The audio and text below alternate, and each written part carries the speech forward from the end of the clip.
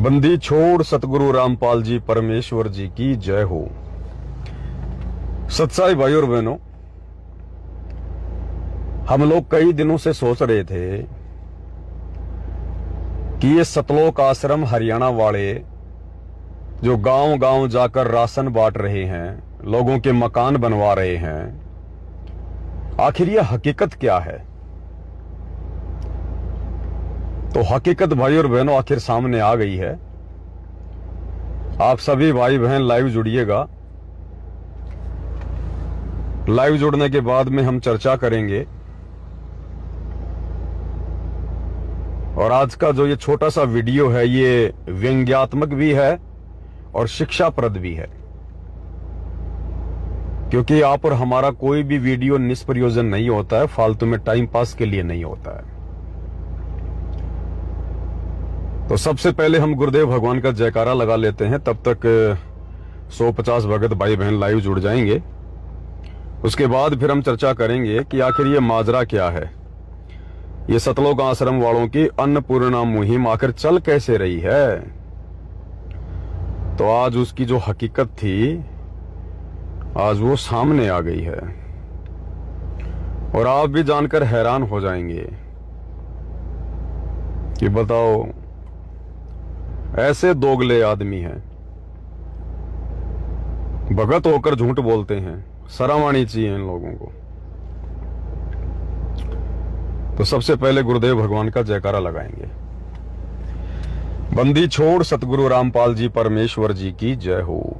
परम पिता परमात्मा, सारी सृष्टि के सर्जनहार, कुल मालिक, असंख्य ब्रह्मांडों के स्वामी, जगत गुरु, तीनों लोकों में प्रवेश करके सबका भरण पोषण करने वाले राजाधिराज, आत्माधार, नाथों के नाथ, देवों के देव महादेव, सर्वेश्वर महेश्वर, मृत्युंजय, अजरो अमर, आदि अनादि, सनातनी प्रभु, जगत पिता जगदीश्वर, श्री श्री 1008 की उपाधि के वास्तविक अधिकारी, अकाल मूरत सौद स्वरूपी राम वासुदेव, सर्वगतम ब्रह्म, परम पूज्य, प्रथम पूज्य, परम संत, परम पुरुष, परम धनी, परम दयालु, सत्य कबीर, हक्का कबीर, अल्लाहु कबीर, अल्लाहु अकबर, बाखबर, अल्लाह ताला, जगत के तारणहार, जगत के मुक्तिदाता, जगत के जगन्नाथ, हारे के सहारे, हिंदुओं के राम, मुसलमानों के अल्लाह, सिखों के वाहिगुरु, ईसाइयों के मसीह, दया के सागर दया निधि, करुणा के सागर करुणा निधि, स्वयंभू परिभू, संकट मोचन, कष्ट हरण, मंगल करण, दुख भंजन,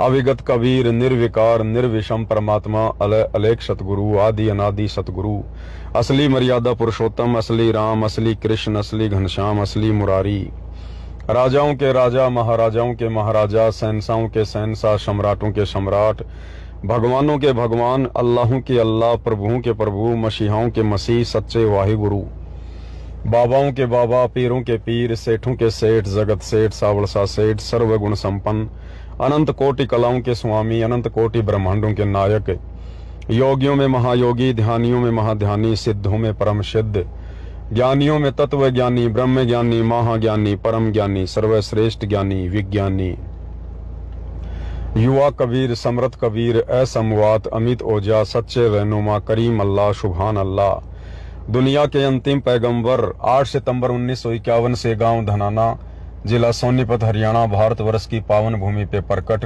रियल कल्कि भगवान, श्री नारायण साकार हरि, श्री बाबा साहेब नूर अनंत परमात्मा, सच्चे दरवेश, सच्चे बाखबर, संत श्रोमणी सतगुरु रामपाल जी परमेश्वर जी के चरण कमल में साध संगति से जुड़े हुए आप और हम सभी सत्सेवक भाई बहनों का अनंत कोटि दंडवत प्रणाम।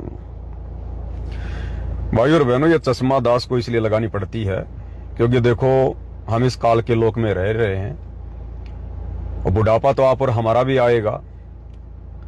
जो शारीरिक अंग हैं वो धीरे धीरे अक्षीण कमजोर आप और हमारे भी होंगे, लेकिन हम उस प्रकार से दुखी नहीं होंगे, परेशान नहीं होंगे जिस प्रकार से एक भक्तिहीन सांसारिक प्राणी अपनी उम्र के ढलाव में होता है। तो क्या है ना, जब दास थोड़ा धूप में निकलता है तो आंखों पे थोड़ा सा फोकस पड़ता है, रोशनी पड़ती है, जिस कारण से सर में थोड़ा सा दर्द होने लग जाता है। इसलिए दास ये चश्मे का थोड़ा प्रयोग करता है गाड़ी वाड़ी चलाते समय जब बाहर निकलते हैं। केवल थोड़ा आंखों की सेफ्टी के लिए, सुरक्षा के लिए। क्योंकि दास के साथ में समस्या इसलिए है क्योंकि दास जब डिजिटल बोर्ड पे वीडियो बनाता है तो कम से कम 500 वाट का वो डिजिटल बोर्ड है और उसमें से पूरा फोकस निकलता है। तो दास तो 2-2, 3-3 घंटे, 4-4 घंटे एक टक वीडियो बनाता है उस तरफ देखकर, तो जिस कारण से फोकस सीधा वो आंखों पे गिरता है। तो आप और हम मिट्टी के जो है पुतले ही हैं भाई और बहनों, लेकिन फिर भी परमात्मा ने बहुत ज्यादा बचाव कर रखा है, बहुत ज्यादा बचाव कर रखा परमात्मा ने। अन्यथा आप ये कोचिंग सेंटर में देखिएगा भाई और बहनों, ये खाली आधा या 1 घंटा लास्ट, इससे ज्यादा ये लोग डिजिटल बोर्ड के ऊपर कोचिंग में बच्चों को नहीं पढ़ाते ये लोग, क्योंकि पता है कि उसका कितना ज्यादा उसकी जो किरणें हैं वो आंखों पे पड़ती हैं। इसलिए दास थोड़ा सा धूप में निकलता है तो अपनी आंखों के बचाव के लिए लगा लेता है। और वैसे भी जब परमात्मा का ज्ञान समझ में आ जाएगा तो फिर भगत भाई बहन इन चीजों की तरफ ज्यादा ध्यान नहीं देते। फिर उन्हें पता होता है कि हमारा टारगेट क्या है, हमारा मकसद क्या है। ये चीजें केवल जो परमात्मा ने जो दी हैं, जिस मकसद से, हम केवल उसका सदुपयोग करेंगे। फिर तो हम अपने विषय पर आते हैं भाई और बहनों।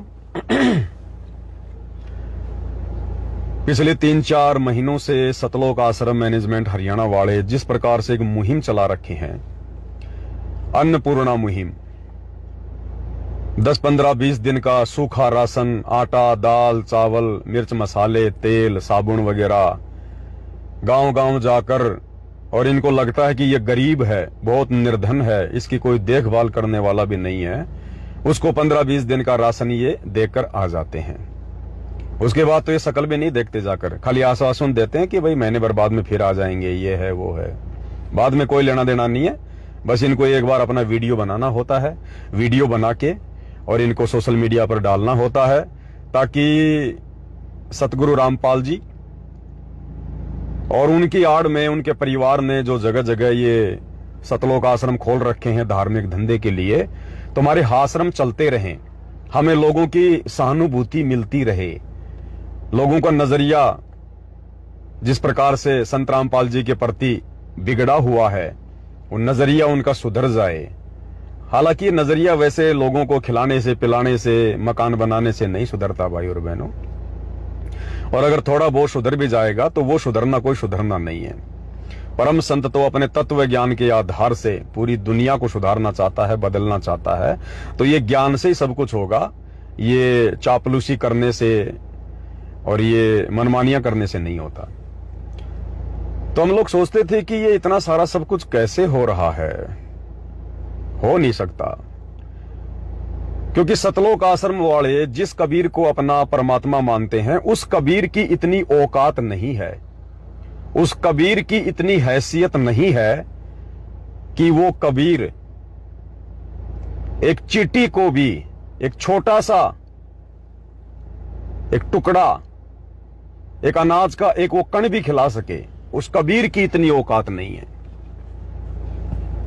क्योंकि आश्रम वाले अपना कबीर मानते हैं एक मुर्दा फोटो को। कबीर जी की समझे जाने वाली दाढ़ी मूछ वाली नकली फोटो को, बनावटी फोटो को ये अपना कबीर भगवान मानते हैं। तो वो तो मुर्दा फोटो है, नकली फोटो है, बेजुबान फोटो है, कागज का टुकड़ा है। कागज के टुकड़े की उस नकली कबीर की क्या औकात जो चींटी को एक वो कण का दाना भी खिला सके। तो हम सोच रहे थे कि हालांकि ये हो कैसे रहा है, हो नहीं सकता, जरूर कोई न कोई इसके पीछे रीजन है, कोई न कोई कारण है इसके पीछे। तो अंत में जाकर भाई और बहनों सच्चाई देखो आज सामने आ गई है। ये राशन ये लोग किसके रहमो करम पर बांट रहे हैं? इन सतलोक आश्रम वालों के पीछे इनके शीश पर किसका हाथ है? किस राजनीतिक पार्टी का हाथ है जिस कारण से ये लोग अन्नपूर्णा मुहिम को चला रहे हैं, लोगों को जा जा के राशन दे रहे हैं? दरअसल हमें ये गाड़ियां राशन से भरी हुई निकलती हुई दिखाई देती हैं सतलोक आश्रमों से, लेकिन असल में भाई और बहनों सब कुछ बीजेपी सरकार के रहमो करम पर हो रहा है, भारतीय जनता पार्टी के रहमो करम पर हो रहा है। अगर बीजेपी सरकार का हाथ और बीजेपी सरकार का पूरा साथ अगर सतलोक आश्रम मैनेजमेंट हरियाणा के शीश पर ना हो, ये लोग खुद भी भूखे मरे, खुद भी लोगों को राशन बांटना तो बहुत दूर की बात है।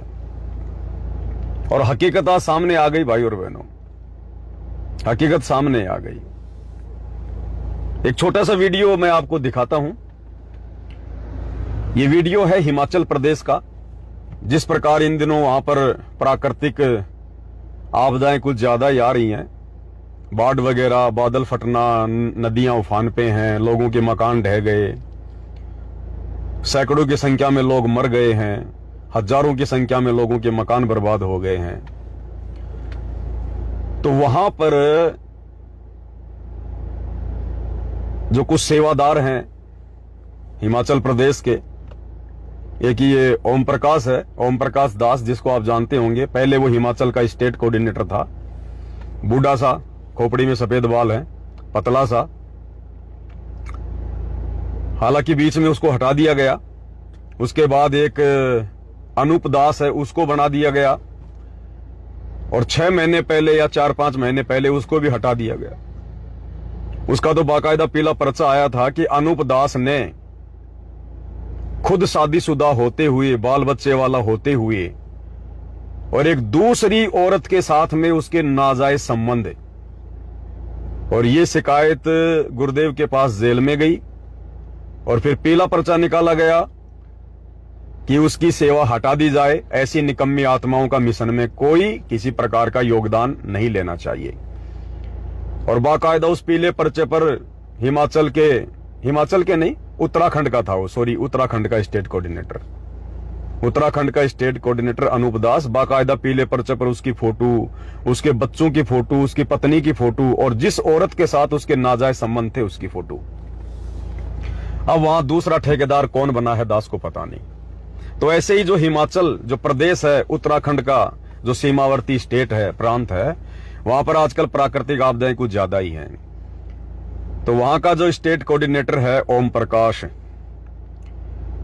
वो जगह जगह राहत सामग्री बांट रहा है। आश्रम की गाड़ी है, गाड़ी के ऊपर लिखा है अन्नपूर्णा मुहिम, और राशन सामग्री उसमें भरी हुई है। और वहां लेकर ये लोग पहुंचे।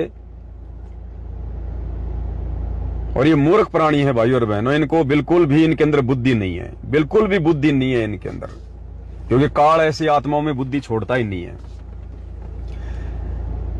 देखो, नाम सतगुरु रामपाल जी का, गाड़ियां सतलोक आश्रम की, राशन आ रहा सतलोक आश्रम से, लेकिन अकेले सतलोक आश्रम के राशन से ये अन्नपूर्णा मुहिम नहीं चल सकती।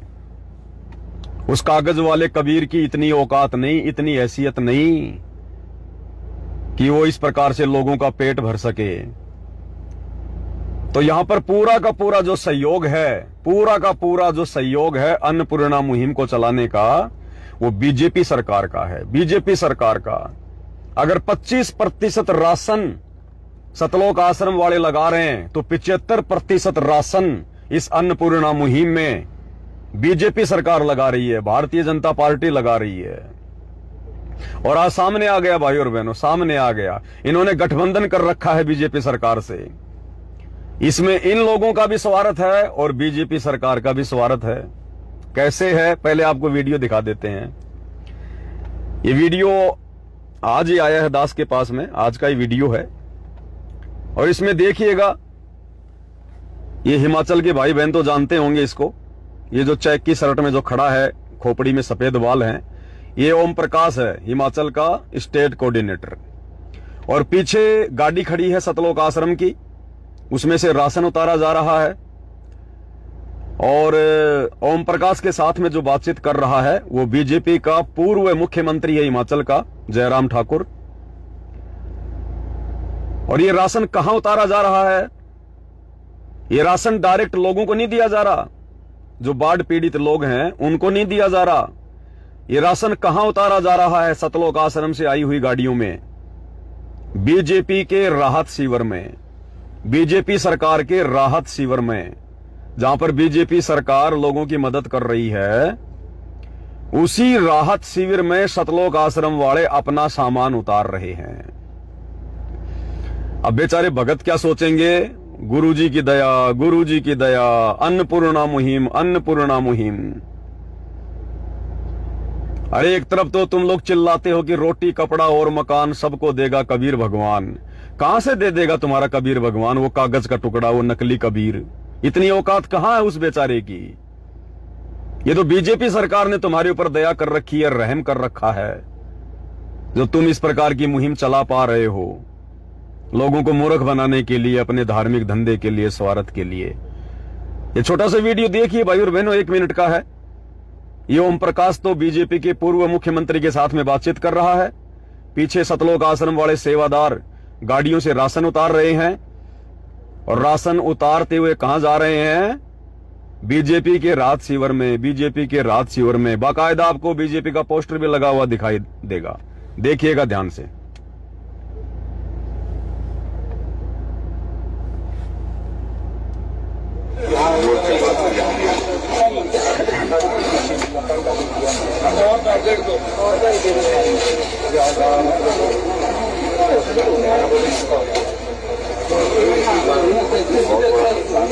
ये देखिएगा बीजेपी का पोस्टर। ये भारतीय जनता, ये मोबाइल में आपको उल्टा दिखाई दे रहा है, भारतीय जनता पार्टी राहत शिविर हिमाचल प्रदेश। बीजेपी का ये फोटो भी लगा हुआ है कमल का, बीजेपी के लोग भी खड़े हुए हैं। इन गाड़ियों से राशन उतार कर कहां रखा जा रहा है? बीजेपी के राहत शिविर में। आज हकीकत सामने आ गई इन लोगों की। पहले वीडियो देख लीजिए थोड़ा सा ये पूरा।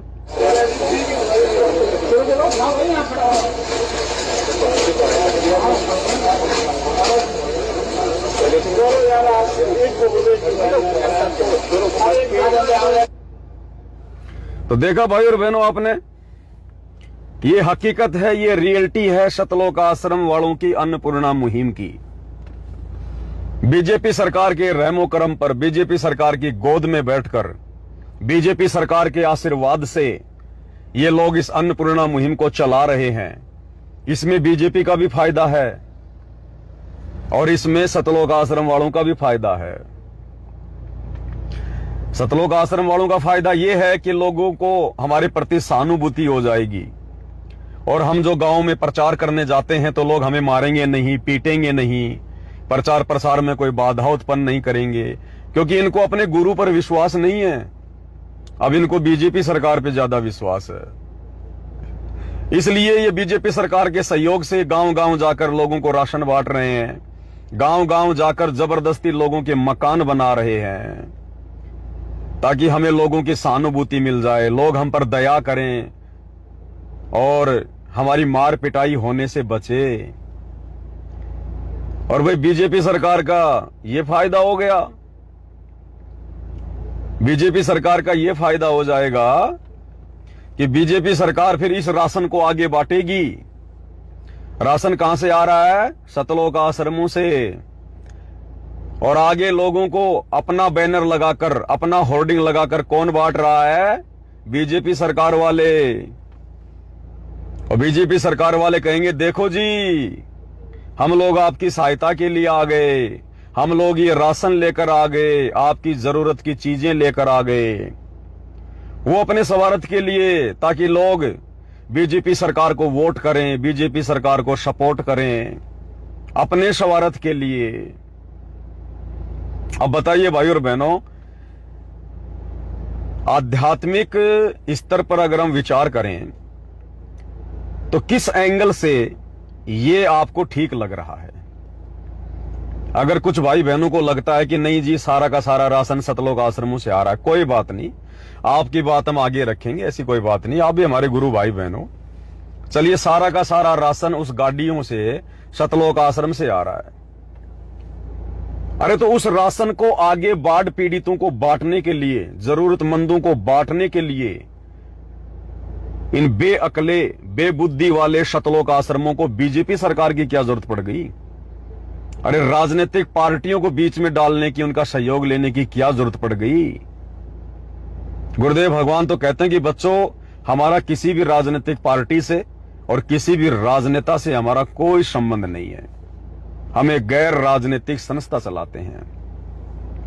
तो बीजेपी सरकार को बीच में डालने की, बीजेपी सरकार के माध्यम से बाढ़ पीड़ितों के तक ये राहत सामग्री पहुंचाने की भाई क्या जरूरत पड़ गई सतलोक आश्रम वालों को। यहां भी भक्तों के काल कर्म फोड़ रहा है। कर्म सामग्री आ रही है सतलोक आश्रमों से। किसके पैसों से आ रही है? भगत भाई बहनों के ज्योति पाठ और दान के पैसों से। अन्यथा अपनी औरतों के गहने बेच के, अपने माँ बाप की जमीन बेच के थोड़े ना ये कोऑर्डिनेटर और गुरुजी के परिवार वाले राहत सामग्रियां पहुंचा रहे हैं। इनका काम है लोगों को लूटना है, ठगना है। ये कहां से अपनी तरफ से 2 रुपए लगा देंगे? तो बेचारी गरीब जनता का, भोले भाले भक्तों का ये पैसा ज्योति पाठ और दान का। पहली बात तो मनमाना आचरण, गुरु का इस प्रकार से दान धर्म करने का कोई आदेश नहीं किसी भी प्रकार का।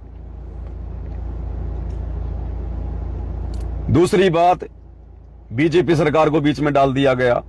अब भक्तों का पैसा, भक्तों का राशन और अपने राजनीतिक स्वार्थों को पूरा करेगी बीजेपी सरकार।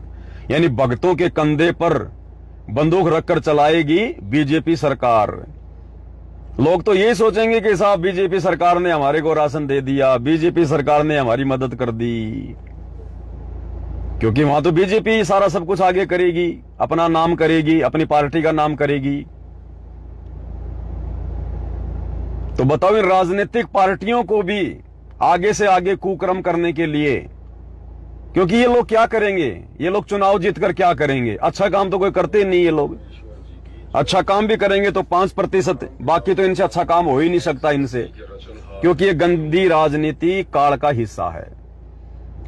अब वो राजनेता फिर जीतकर क्या करेगा? दारू के ठेके खुलवाएगा, बूचड़ खाने खुलवाएगा, शराब की फैक्ट्रियां खुलवाएगा, अपने राजनीतिक स्वार्थों के लिए ना जाने कितनों को दुखी करेगा, परेशान करेगा, झूठे आश्वासन देगा। क्योंकि लोग तो यही समझेंगे ना कि भाई बीजेपी सरकार हमारी मदद कर रही है तो बीजेपी को वोट डालने चाहिए। और बैकग्राउंड में सामान किसका है? राशन किसका है? सतलोक आश्रमों का। तो इन लोगों को क्या जरूरत पड़ गई बताओ भाई और बहनों? बेबुद्धि के काम, बेबुद्धि के काम है ये। इसलिए दास आप और भाई बहनों को बार बार कहता है कि आने वाले समय में हम ज्यों ज्यों इस भक्ति मार्ग पर आगे बढ़ेंगे और जो युग परिवर्तन का समय आ रहा है 2028 से 2028 तक, नित नए नए कुकर्म करवा कर ये काल इन आश्रम वालों के और ये बेचारी संगत जिस प्रकार से अंधी होकर इन लोगों का सहयोग कर रही है, अपने गुरुजी के ज्ञान को आधार ना बनाकर, इस संगत के इसी प्रकार से कर्म फूटेंगे, कर्म बिगड़ेंगे इन लोगों के। हमें गुरुदेव ने स्पष्ट मना किया कि किसी विशेष स्थान पर जाकर आपने दान धर्म नहीं करना है बिल्कुल भी। दूसरी बात, हमें गुरुदेव ने यह भी कहा हुआ है सत्संग में, एक जगह जिक्र किया है कि कहीं कोई बाढ़ आ जाए, भूकंप आ जाए, तो वहां पर आप लोगों की दवाई देकर, राशन पानी देकर आप उनकी मदद कर सकते हैं। लेकिन भाई और बहनों, यहां जो सतलोक आश्रम वालों के द्वारा जिस प्रकार से ये मदद वगैरह की जा रही है, राशन वगैरह पहुंचाया जा रहा है, ये उस भाव से और उस भावना से नहीं पहुंचाया जा रहा जिस भावना और भाव को बीच में रखते हुए सतगुरु रामपाल जी ने सत्संग में जिक्र किया है। ये अपने स्वार्थ के लिए कर रहे हैं। इधर से हम इस प्रकार की मुहिम चलाएंगे तो संगत हमें और ज्यादा से ज्यादा दान देगी, ज्योति पाठ करवाएगी और ज्यादा से ज्यादा। इस स्वार्थ में ये लोग इस प्रकार की मुहिम चला रहे हैं। इस प्रकार की मुहिम के पीछे इनका परिवार चल रहा है, इनके बच्चे पढ़ रहे हैं इस प्रकार की मुहिम के पीछे। और बीच में ये लोग राजनीतिक पार्टियों को डाल रहे हैं। पैसा भक्तों का, राशन भक्तों का, मेहनत भक्तों की, और फायदा कौन उठाएगी? बीजेपी सरकार। अरे तुम्हें क्या दिक्कत आ गई थी? वहां तो हर कोई बेचारा बाढ़ पीड़ितों की मदद कर रहा है, हर कोई जिसका जितना सामर्थ्य है। कोई रोक थोड़ी रहा है। बीजेपी सरकार ने कोई बैरियर थोड़ी लगा रखा है, कोई प्रोटोकॉल थोड़ी लगा रखा है कि अगर हिमाचल में बाढ़ पीड़ितों की मदद कोई करेगा तो बीजेपी सरकार के माध्यम से करेगा। वहां तो कांग्रेस सरकार वाले भी कर रहे हैं, दूसरी राजनीतिक पार्टी वाले भी खूब मदद कर रहे हैं।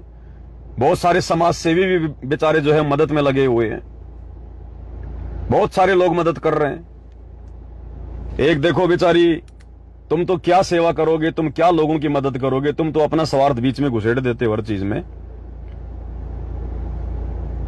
ये देखिएगा, ये वहीं का है, ये अरुणाचल प्रदेश की न्यूज है, ये ध्यान से देखना। ये एक टीचर है, एक लेडीज अरुणाचल प्रदेश की, और उसको जितनी भी सैलरी मिलती है सारी की सारी सैलरी वो गरीबों को राशन बांटने में लगाती है, सारी की सारी सैलरी।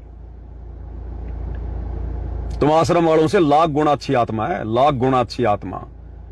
तुम तो भक्तों को बेचारों को लूट लूट के, ठग ठग के गुरुजी की आड़ में, और फिर तुम लोग इस प्रकार की मुहिम चला रहे हो, और उसमें भी गुरुजी के ज्ञान विरुद्ध, मर्यादाओं के विरुद्ध आचरण करते हुए खुद के कर्म फोड़ रहे हो, संगत के कर्म फोड़ रहे हो। और ये एक टीचर है, टीचर, सरकारी टीचर, और इसको जितनी भी सैलरी मिलती है सारा का सारा पैसा गरीबों को राशन बांटने में लगाती है। अरुणाचल प्रदेश की है ये। ऐसे लोगों की सराहना कोई क्यों नहीं करता।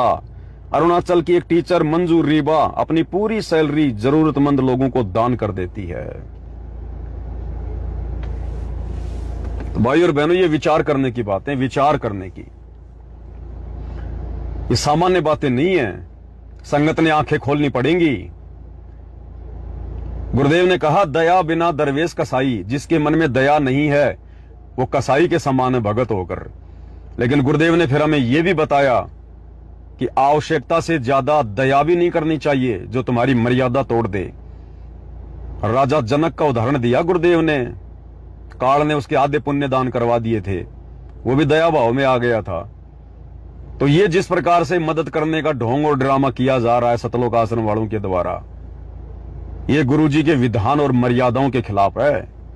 ये कलयुग की बिचली पीढ़ी का समय है, बिचली पीढ़ी का समय। और इस समय हमने केवल उतना ही करना है और वही करना है जितना हमें गुरुदेव भगवान ने निर्देशित किया, आदेशित किया है। पहले के समय की बात और थी कि कोई मर्यादा भी तोड़ रहा था, परमात्मा ने खुद उन मर्यादा विरुद्ध उन कर्मों में उनका सहयोग भी किया। जैसे नरसिंह जी का भात परमात्मा ने भरा, जबकि आज परमात्मा भात भरने के समर्थन में नहीं है। आज परमात्मा सतगुरु रामपाल जी खुद भी भात नहीं भर रहे। उनके भी तो सिस्टर हैं, 3 हैं, 4 हैं। उन्होंने अपनी बहनों का भात नहीं भरा, और ना हमें शिक्षा दे रहे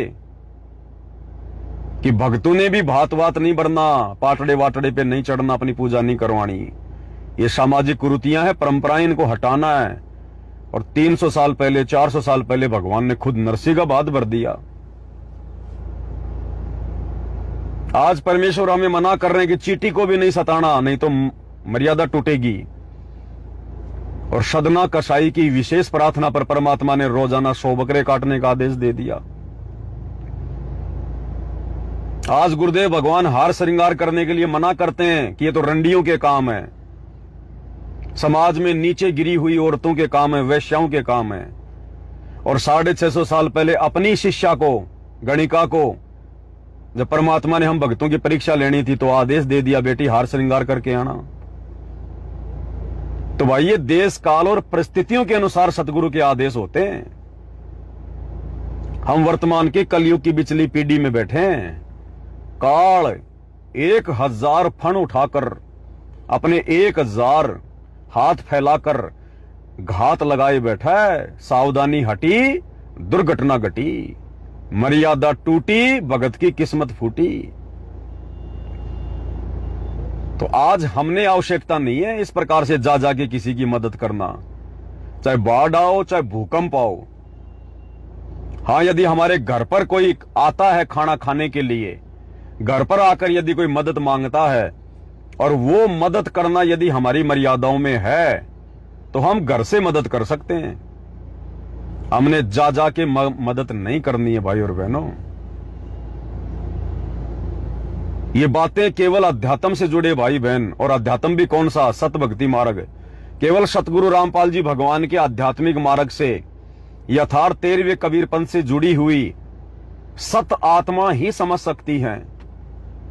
दुनिया तो क्या समझेगी, सतलोक आश्रम वाले ही नहीं समझ रहे। तो दुनिया को तो ये लगा कि ये मूर्ख आदमी है जो मदद करने को मना कर रहा है। भैया भक्ति मार्ग में मूर्ख ही बनना पड़ता है, पागल ही बनना पड़ता है। दुनिया की नजरों में जब तक हम पागल नहीं बनेंगे, मूर्ख नहीं बनेंगे, जब तक दुनिया हमें पागल नहीं कहेगी, मूर्ख नहीं कहेगी, सच समझो हम भगत की श्रेणी में भी नहीं है। क्योंकि दुनिया हमें पागल उस समय कहेगी जब हम दुनिया की देखा देखी नहीं चलेंगे, दुनिया की बातों में नहीं चलेंगे, हम भक्ति को ज्यादा महत्व देंगे, गुरु वचन को ज्यादा महत्व देंगे। तो भगत का और जगत का 36 का आंकड़ा होता है। बताओ फिर जगत वालों को भगत कैसे अच्छे लगेंगे? फिर वो कहेंगे पागल आदमी है, बेकार आदमी है। तो दुनिया की नजरों में पागल होकर, बेकार होकर हम भक्ति मार्ग के लायक बनते हैं, सतगुरु के लायक बनते हैं, मोक्ष के लायक बनते हैं। तो मान लो अगर इन लोगों ने मर्यादा तोड़कर अगर वहां जाकर लोगों की मदद भी करनी थी, तो ये बीजेपी सरकार को बीच में डालने का क्या औचित्य है? क्यों जबरदस्ती चापलूसी कर रहे हो? अरे जब पैसा तुम्हारा, राशन तुम्हारा, सेवादार तुम्हारे, तो बीजेपी सरकार को फालतू में वो क्रेडिट क्यों दे रहे हो? मतलब क्या निकला तुम्हारा? अरे तुमसे अच्छी तो कांग्रेस सरकार है, तुमसे अच्छी तो दूसरी राजनीतिक पार्टियां हैं जो अपना खुद का झंडा लगा के लोगों की मदद करती हैं, एक दूसरी पार्टी के साथ में मिलकर नहीं करती। तुम्हारे अंदर तो इतनी बुद्धि भी नहीं है। ये हाल है इन लोगों के। और दास आपको पहले कह रहा भाई और बहनों, ये सारा का सारा केवल दिखावा है, दिखावा। ये जितनी भी मदद वदद हो रही है ना, ये सब दिखावा है, दिखावा, टोटल दिखावा। आपको एक छोटा सा वीडियो दिखाता हूं, हिमाचल का ही है, और यही सतलोक आश्रम वाले, हिमाचल वाले भाई बहन पहचान जाएंगे इनको। ये जा जाके लोगों को राशन बांट रहे हैं। और किन लोगों को भाई और बहनों? आप देखना इन लोगों को, ये गरीब आदमी है। ये एक बहन है हट्टी कट्टी, अच्छे खासे कपड़े पहन रखे हैं, और दोनों कानों में कम से कम भी नहीं तो 1 लाख रुपए का सोना है, 1 लाख रुपए का सोना। और उसका चेहरा देखना किस प्रकार से हंस हंस के बात कर रही है। उसके चेहरे पे कोई सिकन ही नहीं है कि हम गरीब हैं। अरे गरीब की तो शक्लो सूरत ही बेचारे की बिगड़ी हुई होती है। पहले आप ये वीडियो देखिए और इसके कानों में देखिए, कम से कम 1 लाख रुपए का सोना है दोनों कानों में। गले में कोई चैनवान भी डाल रखी होगी 60-50 हजार रुपए की। नीचे पैरों में भी कुछ पहन रखा होगा सोने चांदी का। और किस एंगल से आपको ये गरीब लग रही है, बेसहारा लग रही है, असहाय लग रही है, निर्धन लग रही है? एक बार ये वीडियो देखिएगा। नमस्कार जी। नमस्कार जी। मैम थोड़ा अपना नाम बताएं और आपको जो संतरा क्या कह रही है? मेरा नाम कहने वाली हूँ। हमें राशन में आटा, चावल, तेल, दाल, जैसे नहाने का साबुन हो गया, जैसे कि दूध, मतलब सभी सामग्री हमें जो मिली हुई है आज, हमें बहुत खुशी हुई है। ये हमें संत रामपाल जी महाराज की तरफ से जो दिया गया है, हम उनका तहे दिल से धन्यवाद करते हैं। और आगे जो हमारी समस्या होगी वो भी हम आपके पास पहुंचाते रहेंगे। वो पूरी हुई है? हाँ जी, हमें बहुत जरूरत थी सामान की, जो हमें आज पूरी हुई है।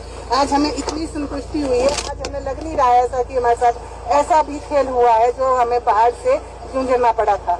हाँ जी, जो संत रामपाल जी महाराज आपकी मदद के लिए आगे आए। अब बताओ भाई और बहनों, कौन से एंगल से ये बहन गरीब लग रही है? इस बहन से ज्यादा गरीब तो सतगुरु रामपाल जी के 80% भगत हैं, 80%। इस बहन से ज्यादा गरीब 1 लाख रुपए का सोना तो ये अपने दोनों कानों में लिए घूम रही है। अगर वास्तव में इसको जरूरत होती, आवश्यकता होती, तो जरूरतमंद व्यक्ति कानों में सोना पहन के नहीं घूमेगा, अपनी जरूरतें पूरा करेगा, उस सोने को बेचेगा। और लाख रुपए का सोना जिसके पास हो वो गरीब आदमी है क्या? अगर ये भूखी मर रही होती, अपना सोना निकाल के बेच देती अब तक। तो ये ड्रामा किया जा रहा है अन्नपूर्णा मुहिम के नाम पर। ड्रामा, नौटंकी की जा रही है और जबरदस्ती काल भक्तों के कर्म फुड़वा रहा है, ये काल करवा रहा है सारा सब कुछ। ये गरीब लोग नहीं है। बाढ़ आ गया, भूकंप आ गया, कुछ भी आ गया, अगर इनको जरूरत थी, इनके पास है भाई, इनके पास पैसे भी हैं। अरे बैंक थोड़े डूब गया। जिसके दोनों कानों में लाख रुपए का सोना है, उसके बैंक में भी तो लाख 2 लाख रुपए पड़े होंगे। तो बाढ़ में बैंक थोड़ी बह गए। एक बैंक बह गया होगा, 2 बैंक बह गए होंगे। एटीएम तो आपके पास है, और बहुत सारे एटीएम में जाकर निकाल लेते। ऐसे लोगों के तो रिश्तेदार भी सक्षम होते हैं, रिश्तेदार भी। तो ये किस एंगल से आपको भाई भिखारण लग रही है? ये गरीब लग रहे हैं आपको। लेकिन इन लोगों ने तो काल प्रेरणा से जबरदस्ती गुरु मर्यादा तोड़वा कर मनमाना आचरण करते हुए संगत के ढंग से कर्म फुड़वाने ढंग से। तो ये हाथ कंगन को आरसी क्या, पढ़े लिखे को फारसी क्या। भाई और बहनों, आप लोगों के सामने इनकी हकीकत है। इनसे भक्ति नहीं की जाती, ये लोग मर्यादा नहीं निभाते। ये लोग फालतू की ड्रामेबाजी करने में सबसे आगे रहते हैं, सबसे आगे। और देख लेना आने वाले समय में भाई और बहनों, परमात्मा का तो पंजा तुम्हारे सिर से हट चुका है। गुरुदेव भगवान का पंजा तो आश्रम वालों के सिर से हट चुका है। केवल बैटरी चल रही है, बैटरी। और जिस दिन ये बैटरी डिस्चार्ज हो जाएगी, तुम्हारे पाप कर्म उजागर होंगे। फिर तुम मांगोगे जिस प्रकार ये लोग याचना कर रहे हैं, फिर तुम बनोगे भिखारी दुनिया के। और उस समय ना तो तुम्हारी मदद ये दुनिया करेगी, और सतगुरु ने तो फिर करनी नहीं, क्योंकि सतगुरु को तो तुमने बहुत दुखी कर रखा है। सतगुरु के दिल पे तो तुम लोग वज्रघात कर रहे हो, वज्रघात। काल हंसी उड़ा रहा है सतगुरु की, तुम्हारे कुकर्मों को दिखा दिखा करके। देख, तो बोला मैं इनको शतलोक ले जाऊंगा, काल से दूर करूंगा। देख मेरे जाल में कैसे फंसते जा रहे हैं। तो काल को मौका दे रहे हैं सतगुरु की खिल्लियां उड़ाने के लिए। ये हाल है इन लोगों का। तभी तो हम सोचें कि यार ये सतलोक आश्रम वाले लोगों को राशन कैसे दे रहे हैं, कहां से आ रहा है। अब पता चला उस कागज वाले, उस मुर्दा कबीर की औकात थोड़ी है जो लोगों को खाना खिला दे। इतना सब कुछ बीजेपी सरकार के सहयोग से हो रहा है। बीजेपी सरकार की गोद में बैठ के किया जा रहा है। लोगों को राशन बांट रहे तो बीजेपी सरकार के सहयोग से। इनके सभी सतलोक आश्रम यदि चल रहे हैं तो बीजेपी सरकार के सहयोग से। नेपाल में नेपाल की सरकार के सहयोग से। जिस राज्य में जिस पार्टी की सरकार है, ये सतलोक आश्रम वाले उसी के तलवे चाटने लग जाते हैं, चाहे कांग्रेस हो, चाहे बीजेपी भी हो, चाहे आम आदमी पार्टी हो। पंजाब में आम आदमी पार्टी के तलवे चाटे जा रहे हैं। पंजाब में जब ये जाते हैं लोगों के मकान बनाने, घर बनाने, तो बीजेपी का नहीं लगाते पोस्टर, वहां पर आम आदमी पार्टी। आश्रमों में बुलाते हैं तो आम आदमी की पार्टी के लोगों को, मुख्यमंत्री की मां को। वहां बीजेपी वालों को नहीं बुलाते ये, क्योंकि जिस स्टेट में जिस पार्टी की सरकार है उसी के तलवे चाटेंगे तभी तो आश्रम चलेंगे। नहीं तो 2 मिनट में सरकार सील लगवा देगी। इनकी क्या औकात है। संत रामपाल जी बैठे हिसार जेल में, और उनके नाम पे जिन पे देशद्रोह का मुकदमा लग रहा है, तुम काहे के आश्रम चला रहे हो भाई। पॉइंट ही पॉइंट है सरकार के पास में, पॉइंट ही पॉइंट। ना हो तो भी सरकार की बराबरी थोड़ी कर लोगे। प्रशासन से थोड़ी ना तुम ऊपर हो जाओगे। प्रशासन तो किसी भी बात को लेके 2 मिनट में ताला लगा देगा। तो बीजेपी सरकार के रहमो करम से इनके आश्रम चल रहे, बीजेपी सरकार के रहमो करम से इनकी अन्नपूर्णा मुहिम चल रही है। आज आपने प्रत्यक्ष प्रमाण देख लिया, प्रत्यक्ष प्रमाण किस प्रकार से आश्रमों से सामान ला के बीजेपी सरकार के राहत शिविर में डाल रहे हैं। और अब बीजेपी वाले अपनी सरकार का नाम करके और फिर इस राशन को आगे बांटेंगे। ये गंदा खेल चल रहा है इन आश्रमों में, ये गंदा खेल। ये लोग भक्ति के निकट भी नहीं है, निकट भी। तो भाई और बहनों, समझदार को संकेत ही काफी है। मेरे सामने एक छोटा सा वीडियो आया, इसलिए मैंने आपको दिखा दिया। और लास्ट में एक भगत भाई की छोटी सी शंका है, वो भी आपके सामने रख देता हूं। क्योंकि देखो, भगतों के अंदर दिमाग तो काल ने छोड़ा ही नहीं है, बिल्कुल गंजा कर दिया, गंजा टकला कर दिया भगतों को, टकला। सतगुरु रामपाल जी ने तो तत्व ज्ञान की बरसात कर रखी है।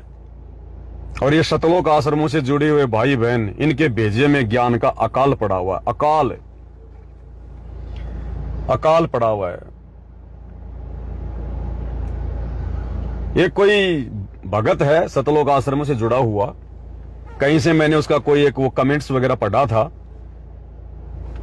तो देखता हूं अगर मेरे पास उसका कमेंट्स सुरक्षित होगा तो।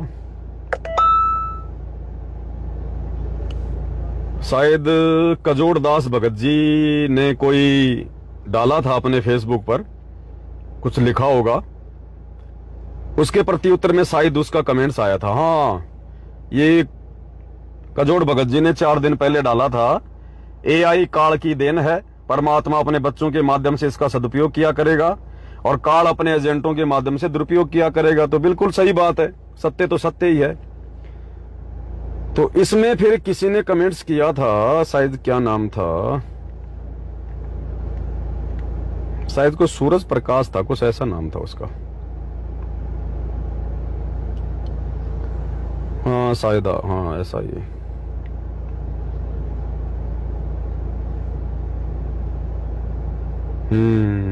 शायद वही है, अभी तो कुछ दिख नहीं रहा उसका।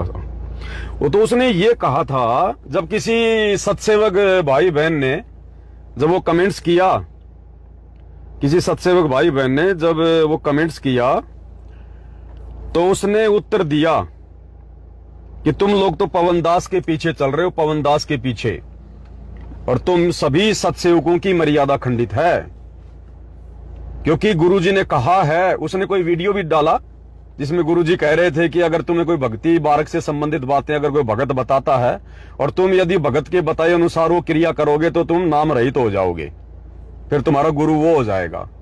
तो उसने कहा कि पवन दास तुम लोगों को जैसा कहता है तुम लोग वैसा ही करते हो। और उसने एक मेरा वीडियो डाला पहले वाला, जिसमें दास एक ब्लैक कलर की टी शर्ट और एक लोअर पहन के और नीचे बैठकर आप भाई बहनों को गुरुदेव के ज्ञान आधार से समझा रहा था कि भाई अगर मंत्र जाप यदि करते करते समय यदि हमारा किसी का कोई पैर दर्द करने लग जाए, घुटना दर्द करने लग जाए, तो हमें बिल्कुल ऐसे ही मतलब बैठे नहीं रहना है, क्योंकि ये सहज मार्ग है। आप मतलब घुटनों के बल बैठ के परमात्मा को दंडोत करते हुए भी आप मंत्र कर सकते हो। तो दास ने तो एक ज्ञान आधार से उस हिसाब से बताया था। तो वो कह रहा है कि देखो पवन दास जैसा कह रहा है तुम वैसे मंत्र कर रहे हो, दंडवत करते करते मंत्र कर रहे हो। गुरुजी ने कब कही ये बात? तुम तो पवन दास के पीछे चल रहे हो, तुम्हारा तो गुरु पवन दास हो गया। अब वो बेबुद्धि का इंसान, बेअकला इंसान, उसको ये नहीं पता कि पवन दास जो भी कुछ बोलता है उसका कहीं न कहीं जिक्र, कहीं न कहीं कोई प्रमाण गुरुजी ने दे रखा होता है। अब भाई और बहनों, होता क्या है, अब ये नए नए जुड़ते हैं और महीने 2 महीने तो इनको बड़ा चाव चढ़ता है सत्संग सुनने का, बड़ा जोश उत्पन्न होता है इनमें, दिन रात सत्संग सुनते रहेंगे ये। और उसके बाद धीरे धीरे धीरे धीरे फिर इनका जोश हो जाता है खत्म। और फिर ऐसी वैसी कोई बात आ जाएगी ना, तो फिर ये क्या कहेंगे, गुरुजी ने तो कभी नहीं कहा। अरे भाई तूने 4 सत्संग सुने नहीं, अभी 2 महीने तेरे को नाम लिए हुए हैं, और गुरुजी ने तो लाखों सत्संग कर रखे हैं, क्या तूने सारे सुन लिए? तो इन लोगों को यह लगता है कि मैंने जो सत्संग सुन लिए ना 10 20 15, बस वो ही सत्संग है, गुरुजी के से ज्यादा सत्संग नहीं है। और गुरुजी ने तो ये बात कहीं बोल ही नहीं रखी। तो भाई आप लोगों की हालत है कुएं के मेंढक जैसी। कुएं का मेंढक होता ना, वो ये सोचता कि बस यही संसार है, यही दुनिया, बाहर कुछ नहीं हो रहा। अरे बाहर तो समुद्र है, समुद्र पूरा आसमान है। तो ये 10 15 20 सत्संग सुन लेते हैं महीने 2 महीने में, साल 6 महीने में, और इनको लगता कि बस हमने जो सत्संग सुन लिया गुरुजी ने केवल बस इतना ही ज्ञान दिया, इससे ज्यादा नहीं दिया।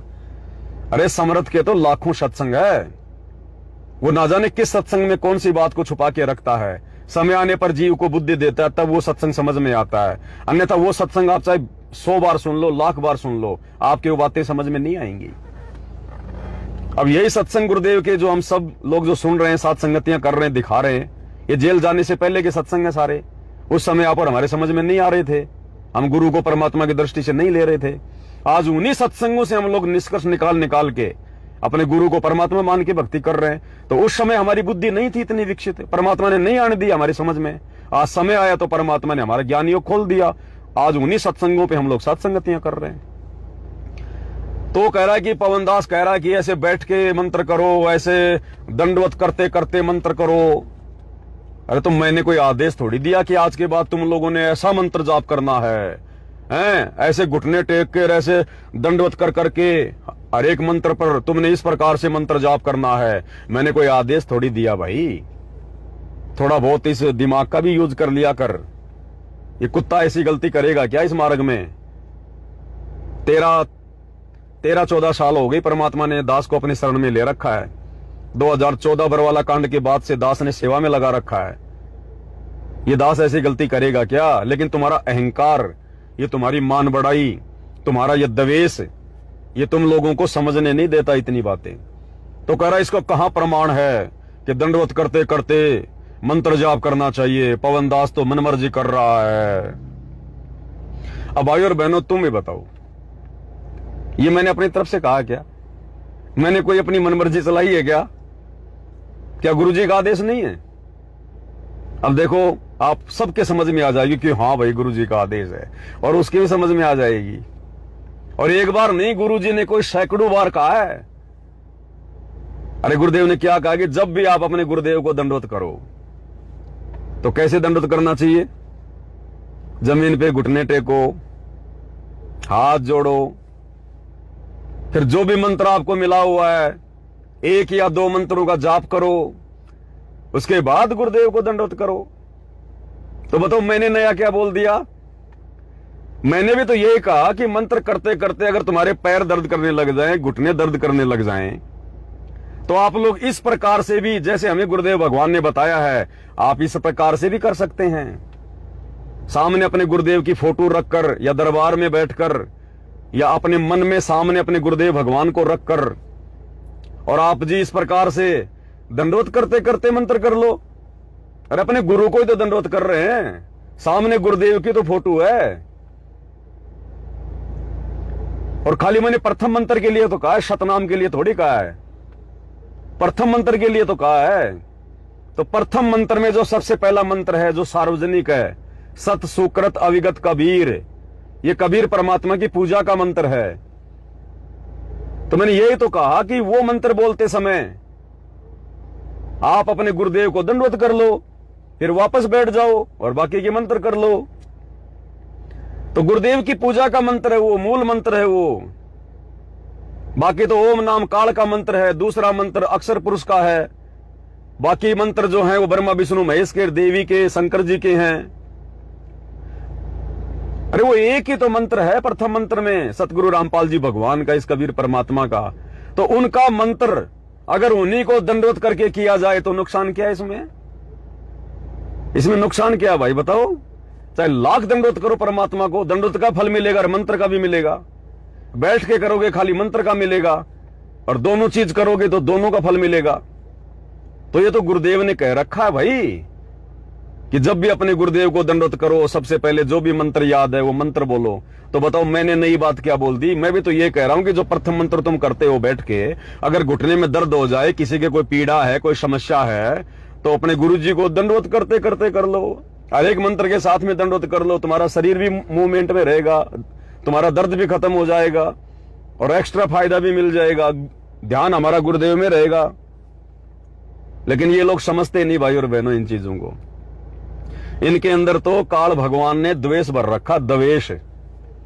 और परमात्मा कहते हैं कि राज त्यागना सहज है, सहज त्रिया का ने, मान बढ़ाई ईर्ष्या दुर्लभ तजनाई। और दास को जो परमात्मा प्रेरणा करते, तो ही मैं कुछ बोलता हूं। तो परमात्मा ने कल एक पोस्ट भी डलवाई थी कि 90% संगत यदि मोक्ष से वंचित होगी कलयुग की पिछली पीढ़ी में, पूर्ण परमात्मा मिलने के बाद भी, सतभक्ति मिलने के बाद भी, अगर 90% संगत मोक्ष से वंचित रहेगी तो 2 ही कारणों से रहेगी। सबसे पहला आपसी द्वेष, क्योंकि ये राग द्वेष बड़े रोग हैं, यम के पड़े जंजीर, ये भगवान की वाणी है। और काल भाई पूरी कोशिश करेगा, पूरी कोशिश करेगा। वो जिसने मर्यादा तोड़ी उसी के घट में बैठेगा। वो आपस में एक होने नहीं देगा जहां तक उसकी पार बसाएगी। वो आपस में द्वेष करवाएगा और सच्चे भक्तों के साथ में द्वेष करवाएगा। जब भगवान के साथ में उसके बच्चों का द्वेष करा दिया दुनिया वालों का, तो आप और हमें कैसे छोड़ेगा भाई? लेकिन फिर भी हमारा गुरु समर्थ है, उसका बाप है। और कहते हैं जो मैं पूत कपूत हूं बहुर पिता को लाज। माता पिता फिर भी 100 कठिनाइयां सहन कर लेंगे, लेकिन अपने बच्चों की हर संभव इच्छाएं पूरी करते हैं, उनकी मदद करते हैं। और ये तो समर्थ है, जाके अर्ध रूम पर सकल पसारा, ऐसा पूर्ण ब्रह्म हमारा। तो हमारे ऊपर तो सतगुरुदेव भगवान का आशीर्वाद है, इसलिए हम टिके हुए हैं। एक ही तालाब में मगरमच्छ भी और मछली भी। ये आश्रम वाले तो काल के मगरमच्छ हैं और हम सात संगति वाले सतगुरु की मछलियां हैं। फिर भी सतगुरु इनकी छाती पर बैठा कर और दाल दलवा रहे हैं, सच कहलवा रहे हैं। और ये मगरमच्छ हर प्रकार का कुप्रयास कर रहे हैं, घटिया से घटिया नीतियां अपना रहे हैं, लेकिन ये इनकी पार नहीं बसा रही। अंत में इनको मुंह की खानी पड़ती है, क्योंकि जब तक हंसा हमरी आना काल लगे ना तेरा बाणा। जब तक हम सत्सेवक अपने गुरुदेव की आन कान में रहेंगे, मर्यादाओं में रहेंगे, ये काल के मगरमच्छ हमारा बाल भी बाका नहीं कर सकते। बाल भी बाका, जिनसे बड़े बड़े जानवर डरते हैं। तो भाई ये जो द्वेष है ना, ये भक्तों को दूर करेगा भगवान से। और दूसरा अज्ञान, यानी ज्ञान को अच्छे से ना समझ पाने के कारण जो ये मनमाने आचरण हो रहे हैं ना, ये स्टेडियम बनवाना, गुंडों की सीबीआई जांच करवाना, गुंडों की सीबीआई जांच के लिए लाखों रुपये देना, जाट आरक्षण में भक्तों को बैठा देना, चंदे के रूप में पैसे देना, जाटों की धर्मशाला में करोड़ों रुपए लगवा देना, आन उपासना में भंडारे लगाना, राजनीतियां करना, मनमाने आचरण के तहत ही अन्नपूर्णा मुहिम चलाना। कल इनका एक वीडियो आया था, क्योंकि तुरंत डालते हैं तो किसी को राशन वासन देके आते हैं 10, 15, 20 दिन का। तो हरियाणा का एक आदमी दिखाया, बिल्कुल ऐसे गरीब सा बेचारा, बीमार, शिल्ड विल्ड।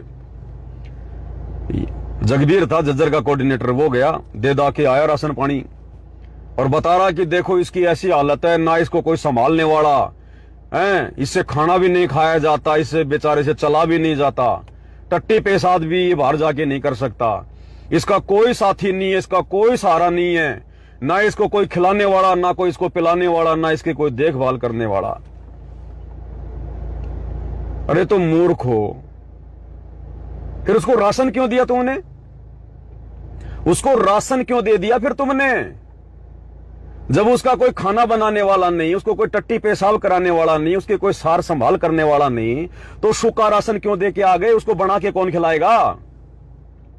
अरे कौन खिलाएगा जब कोई है ही नहीं उसके आगे पीछे और वो खुद ना बना सकता?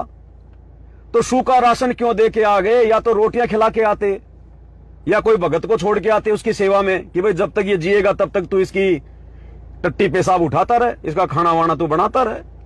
गुरुजी का आदेश बता देते उस भगत को कि भगत जी गुरुजी का आदेश है, अगर इसकी टट्टी पेशाब नहीं उठाएगा जब तक ये नहीं मरेगा, तेरा नाम खंड हो जाएगा, तेरे को गुरुद्रोही घोषित कर देंगे, तेरे को आश्रम से निकाल देंगे, तेरी प्रार्थना गुरुजी से लगा देंगे। कमेंट्री तो ऐसी कर रहा है कि जैसे आज से पहले पता नहीं वो क्या कर रहा था। अरे तू तो उसको कल जाके राशन दे के आया है। अगर उसकी इतनी दयनीय हालत थी, कोई उसके आगे पीछे नहीं था, तो नालायक वो 70 साल का आदमी जो कल आप वीडियो में दिखा रहे थे, अरे तो इतने दिनों से उसको कौन संभाल रहा था? आगे भी वही संभाल लेता उसको। तुम 15 दिन का फेंक के राशन आ गए, तो अब उसका राशन कौन बनाएगा? अरे उसकी दाल उसको बना के कौन देगा? रोटियां बना के कौन देगा? 1-2 माई छोड़ देते वहां पर, आश्रमों में तो बहुत आती है माइयां, 1-2 माई की ड्यूटी लगा देते कि संभाल अपने भाई को। तो ये पाखंड चल रहा भाई और बहनों, ये पाखंड, केवल अपना वीडियो बनाना इन लोगों को। सब देखा देखी के पुतले, देखा देखी के पुतले। सन 1994 से लेकर और 2010 या 11 तक भाई और बहनों, जिन जिन लोगों ने नाम दीक्षा ली है ना, सब देखा देखी वाले, देखा देखी वाले। इसलिए गुरुदेव भगवान कहते हैं, बच्चों तुम्हारा सौभाग्य जो तुम्हें ये भगवान पहचान में आ गया, तुम्हें ये ज्ञान समझ में आ गया। क्योंकि इस काल के लोक में पीएचडी का ज्ञान समझना बहुत आसान है, लेकिन ये सतगुरु का तत्व ज्ञान समझना बिरलों का काम है, बिरलों का। सतगुरु सेवय बिरला कोई, जा पर कृपया साहिब की हुई। गुरुपद सेवय बिरला कोई, गुरुपद यानी गुरुजी के द्वारा जो भक्ति की जो पद्धति बताई जाती है, उसको समझकर गुरु की सेवा कोई बिरला करेगा जिस पर परमात्मा की कृपा होगी।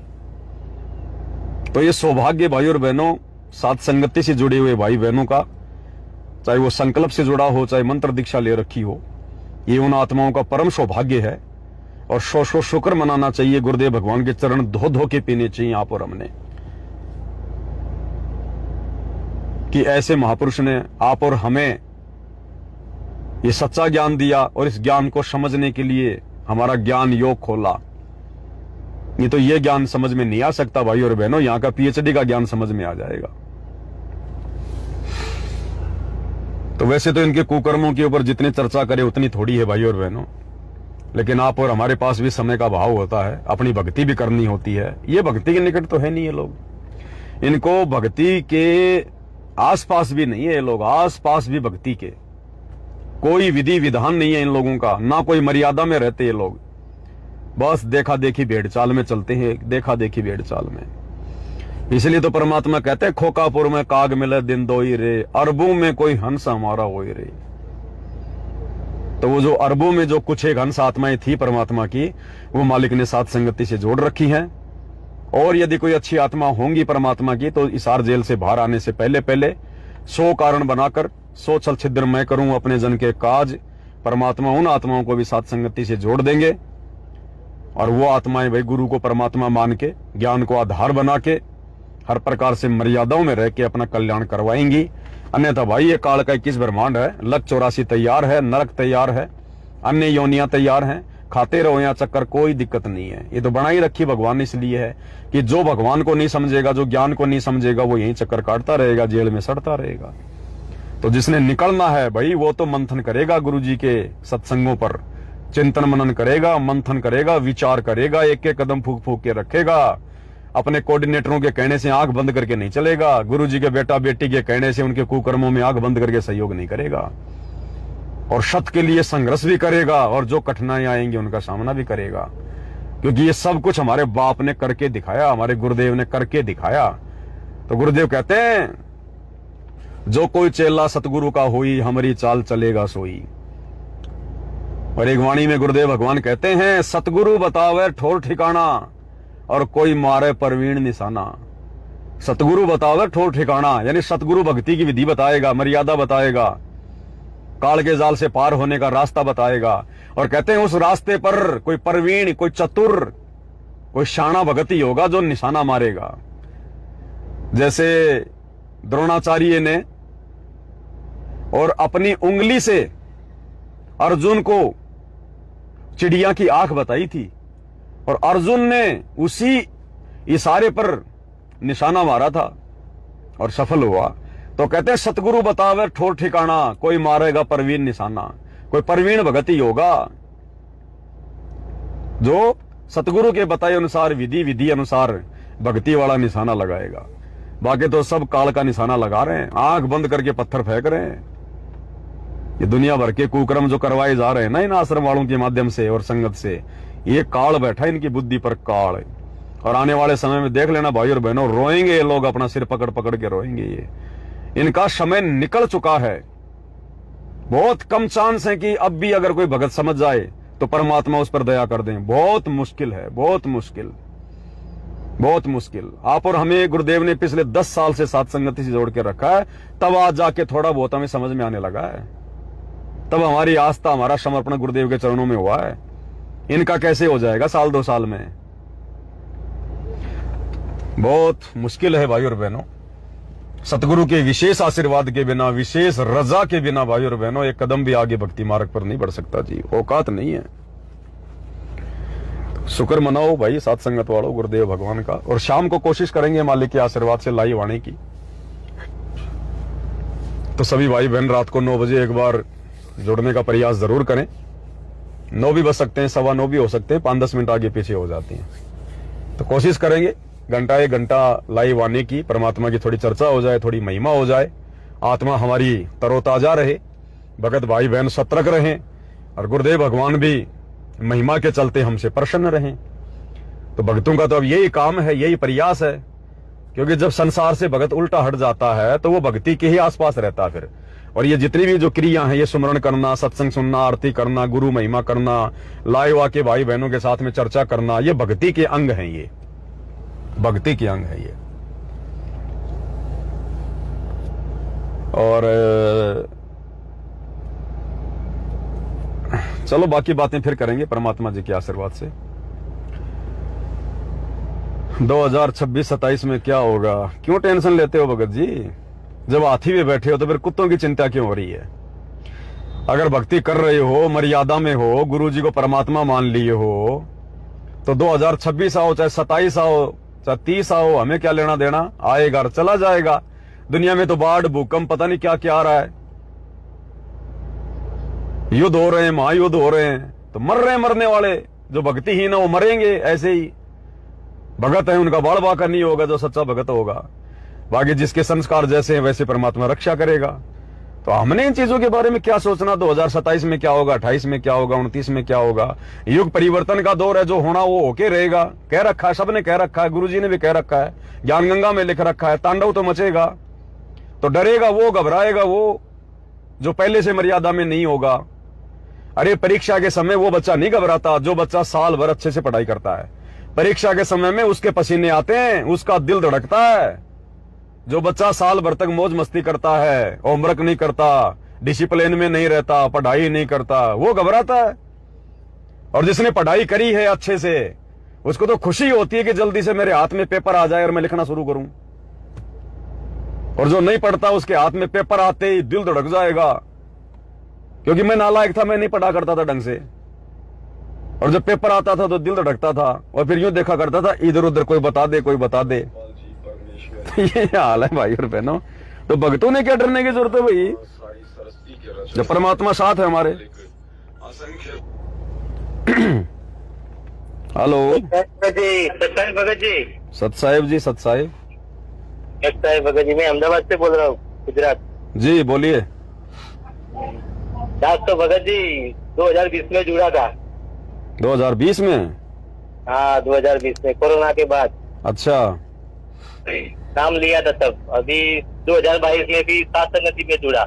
अच्छा, तो मालिक की कृपा है, दया है। ठीक है। परमात्मा के बताए अनुसार भक्ति करोगे, मर्यादा में रहोगे तो परमात्मा तो दया बरसा के रखेंगे। हाँ, ये मुनीम चला रहे हैं तो समझते ही नहीं है।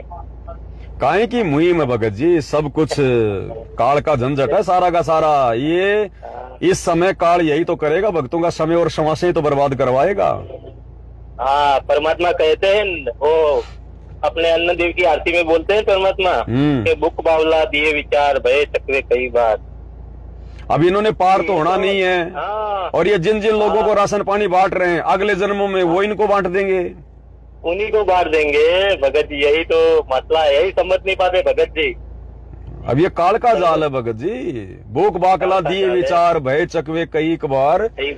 हाँ, उसने वो अनाज बांटा था, उसने वो बाकड़ियां बांटी थी, गेहूं बांटा था उसने, वो उबाल उबाल के। तो उस दान धर्म के प्रतिफल में फिर वो बहुत सारे जन्मों तक वो चक्रवर्ती राजा बना। तो रहा तो काल के जाल में ही राजा बनेगा, फिर कभी तो भिखारी भी बनेगा, भिखारी भी बनेगा, 84 में भी जाएगा, नरक में भी जाएगा। हमने तो मोक्ष चाहिए, इसलिए सतगुरु के बताए अनुसार ही दान धर्म करेंगे, भक्ति विधि करेंगे, मनमाना आचरण नहीं करेंगे भाई। सही सही भगत जी, ये तो मालिक की कृपा हुई, आपको खड़ा कर दिया तो हम लोगों को समझा दिया। अब गुरुदेव ने कह दिया, अगर तुम्हारे दरबार पे कोई भिखारी आता है, कोई जानवर आता है, तो खाना डाल दो, खिला दो। हाँ, वो सही है, वो परमात्मा ने बताया है जी, वो कर सकते अपने। पर ये तो घर घर बात रहे, वो कैसा है, काल सिर पे बैठा भगत जी, काल बुद्धि पे बैठा है, सदबुद्धि नहीं आने देता। सही सही भगत जी, काल की माया ही ऐसी है। ये तो कोई बिरले आत्मा होंगी जिनकी परमात्मा सदबुद्धि खोलेगा, जिनको ये बातें समझ में आएंगी, वो डरेगा